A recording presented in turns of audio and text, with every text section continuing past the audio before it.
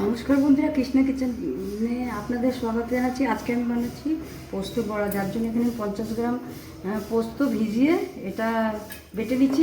এটা একটু দানা দানাই থাকবে, একদমই থাকবে না।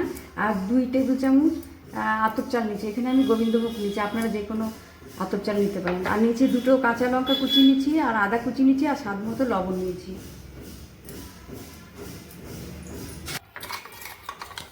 চালটাও আমি বেটে নিয়েছি মিক্সিতে, এটা ঢেলে দিচ্ছি।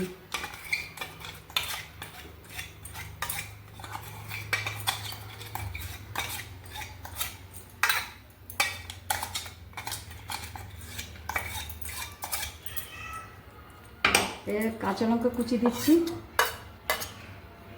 আদা কুচি দিয়ে দিলাম, স্বাদ মতো লবণ দিয়ে দিচ্ছি।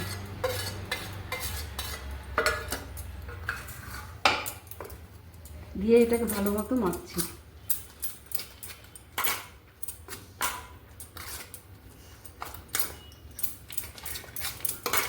আপনারা যারা পেঁয়াজ খান তারা পেঁয়াজ কুচিও দিতে পারেন, তাহলে ভালো লাগবে। আমরা তো এটা নিরামিষই খাই, নিরামিষই বানাচ্ছি। এদিকে আমি কড়াই তেল বসিয়ে দিচ্ছি, গ্যাসে তেল দিয়ে দিচ্ছি।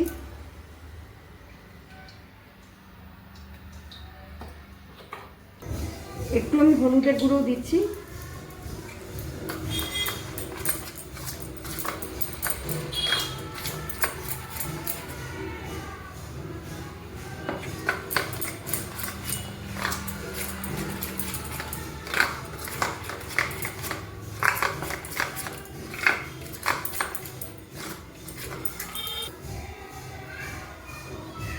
আঁচটা কমিয়ে নিলাম।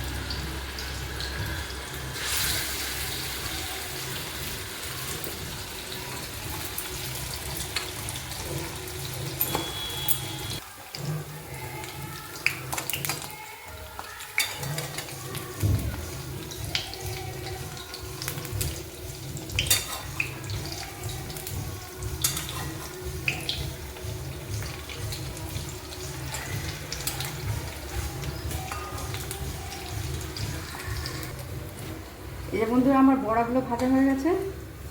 এবার আমি এগুলো উঠিয়ে নিচ্ছি।